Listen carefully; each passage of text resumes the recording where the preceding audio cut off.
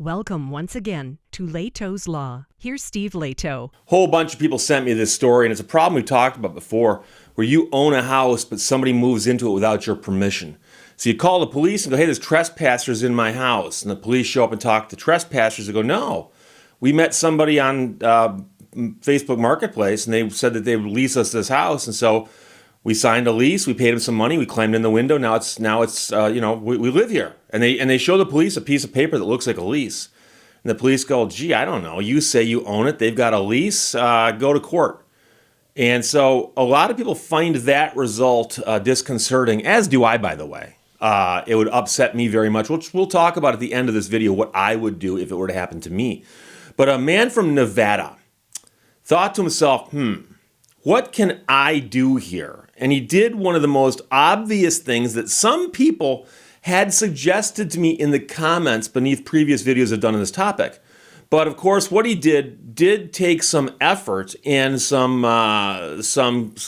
guts, shall we say. Nevada man turns the tables on squatters by squatting himself in the home they were squatting in. That is his home. So here's how that works. John Levine wrote this in the New York Post.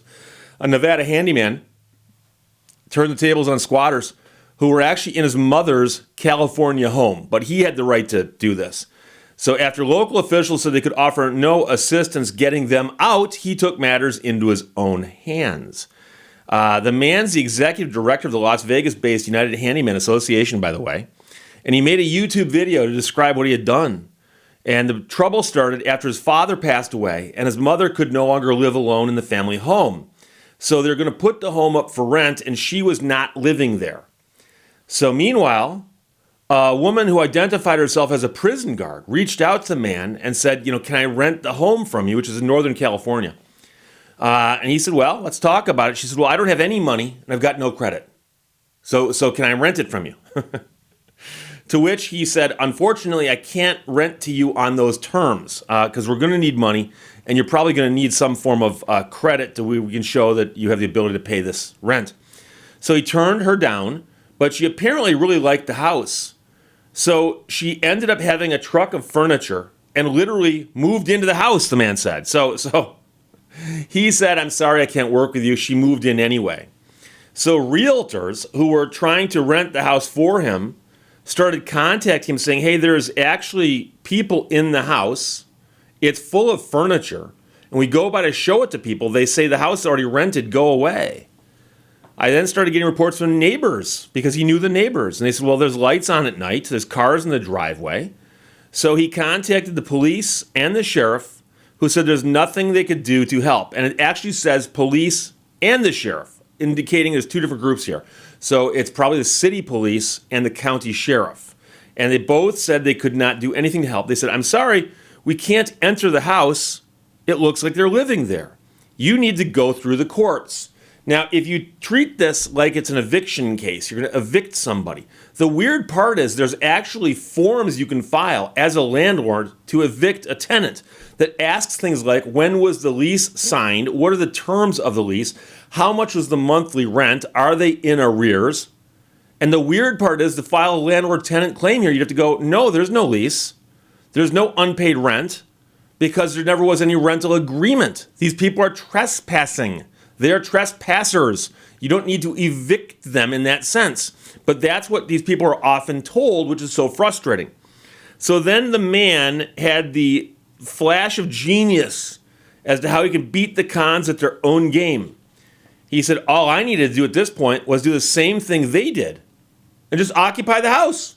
So when they're not there, he can move in. And when they come to try to evict him, the police will tell them, well, go through the courts. He said, if they can take a house, I can take a house. So he actually drafted a lease agreement, which, by the way, this one's legal because he does this with his mother, who's the owner of the house. He had been taking care of the property, but his mother made him a legal tenant of the property, and as a homeowner, she can do this. Now, we don't know if the previous people dummied up some kind of lease agreement. No mention was made of that here, but that often does happen. But then the man loaded up his car And he packed a gun just in case and set off on a 12-hour drive because he didn't live near the house, which is part of the problem. He got there around 4 a.m. and he waited for the squatters to leave the home for the day. And when they did, he moved in. He entered the house while they were out. When the squatter and her granddaughter returned, he confronted them, telling them they had to be off the property and get out and take all their stuff as soon as possible. He said the conversation went politely, and the anonymous vagabond actually apologized for the inconvenience. But of course, at that point, the vagabond, as they call her here, was stuck. Because what's she going to do? Call the police on him? So she said, I'm really sorry about all of this, which apparently you can also hear on the video that he shot. It's a nightmare and beyond, and the squatters were gone a day later. And he says, I think just the fact that I was there was enough. It was actually fun to do it. I won't lie about that. I'm glad it was successful. Handyman cautioned others against taking this approach. Not everyone should walk through that door not knowing what you're going to find, he said. It's not always going to be peaceful like that. And I assure you that's the case. I've seen situations before where a bunch of people moved into a home, and the homeowner shows up and they're outnumbered. When the police show up, they present some kind of paperwork and go, look, no, we've got a lease. We've leased it from the owner. And what are the police going to do? Go look up the records at the Register of Deeds? And so a couple of things I should point out, and many people point this out, is that this guy was preparing the house to have it rented. So chances are the water was turned on, the power was turned on. And I've had people say, Steve, if you own the house, can't you shut the power off? Yeah, you can. Yeah, you can. There you go. That's one thought. Water, likewise.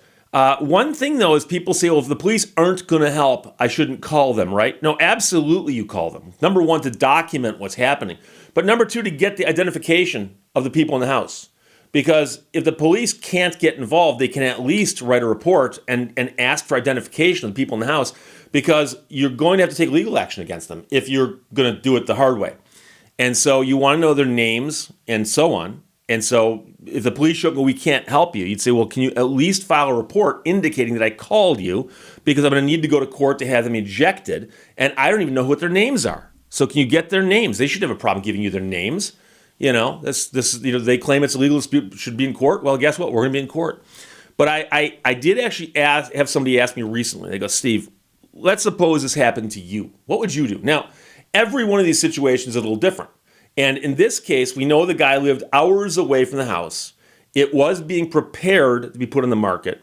So the power was on, the water was on, the house was livable, and it was being listed as a rental, which, by the way, is a red flag because there are people out there who look for rentals to run scams on.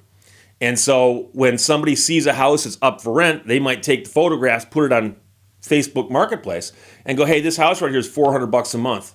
Just Venmo me the money and climb in the window. Or if there's a lockbox in the front door, they can drive by and see it. Go, yeah, the combination of the back of the lockbox, as it almost always is. I've mentioned that before, but I was recently having a discussion with somebody. They said, Steve, what would you do if you came home one day and there's literally somebody living in your house, okay? And so you can't get in, and you can see there's people in there, and there's cars in your driveway that aren't yours, and they yell at you through the window to go away. You call the police come out, talk to people. They say, no, weirdest thing, they've got a lease. They show that they've got a lease. I say, yeah, but I'm the owner of the house. Doesn't matter, they've got a lease. Now, we could do what this man does, assuming that they leave the house and I can sneak in there, right? That's one thing you can do. But let's assume you cannot get in the house and none of the things in the house are available to you, okay? So again, I'm talking about me, and this is not legal advice. This is, I should put a disclaimer on the screen. This is not legal advice. But I'd go to Gander Mountain, because I know where one is not so far away, Bass Pro Shops kind of place, and I would buy a hunting implement. Biggest, baddest, meanest looking thing I could buy. And I think I could do that. And I'd buy one of those, and I would come back to my house at a strange hour, I don't know, 4 o'clock in the morning or something. And I know how to get into my own house. And so I would get into my house, and I would have my hunting implement with me. And see, here's the interesting thing. Contrary to issues raised by the people saying we've got a lease, I'm the true owner. That's my house. I am the true owner of that house. So if somebody were to actually say, fast forward through all the litigation, who's going to win on this one? Who owns the house? I do. I'm the one who bought it. I'm the one who paid for it, and I'm the one who's with the Register of Deeds. Now, I suppose somebody could have filed fake paperwork, but that'll be easy enough to figure out. However, I'm the true owner of the house.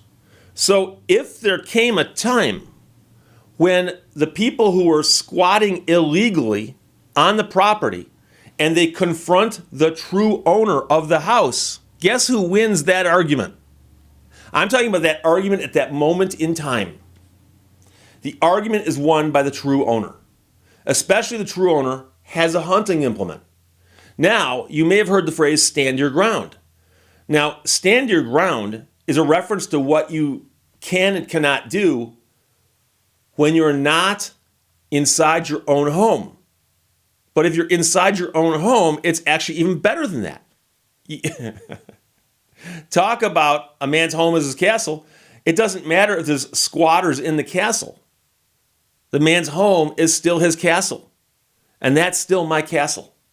So I assure you that I would be the last man standing, and they would either leave of their own accord or they'd be carried out.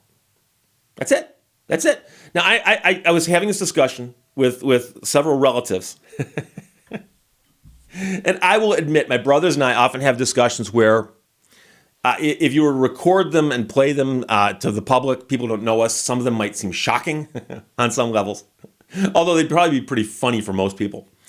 And one of my brothers goes, come on, dude, you wouldn't do that. I go, do you honestly think that I'm going to walk away from my own house, call up one of my friends who's an attorney and say, I need you to file paperwork to evict people from my house while all my stuff is in there? Okay? Because I have a sneaky feeling that they're not going to treat it like they have a security deposit and they need to take really good care of my stuff.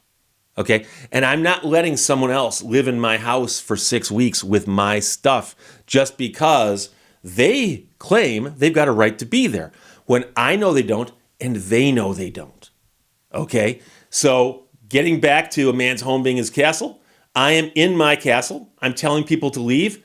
If they don't leave forthwith, what are they going to do? Are they going to call the police? Because when the police show up, they're going to go, wait, Mr. Lehto, we talked to you a little while ago. We said you couldn't help you. Yeah, I know. And turns out I'm in the house now too. You can't eject me anymore. You can eject them.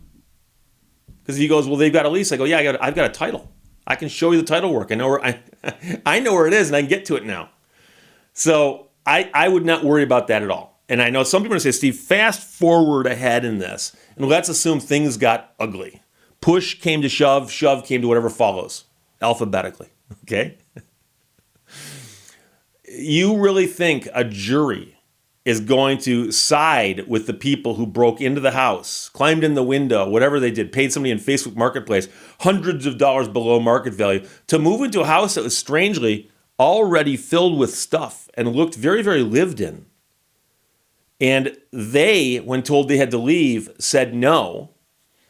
And when the true owner came back and asked them to leave, a confrontation happened. How do you think it's going to go down? And by the way, you could say, Steve, you can't predict the future. Maybe things would go badly. Maybe you would get in legal trouble for that. I'd take it. Some things in life are worth getting in legal trouble for. And that'd be one of them. Because in my mind, if you start listing the rights you have as an American, and by now you should start cueing the music from Green Acres, the rights you have as an American, one of them is to be secure in your own home. And there, in my mind, are some things where you should call the police if you can. But if you can't call the police, then there are a few things where self-help is actually appropriate. One of them is in self-defense. Somebody attacks you. Oh, I'm going to call the police. Someone's attacking me. I'll call the police after I've done what I can to protect myself. And in my mind, protecting your own home would be the exact same thing.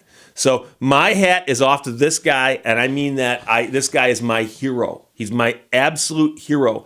A Nevada man who turned the tables on squatters by simply squatting in the house himself and telling them to leave.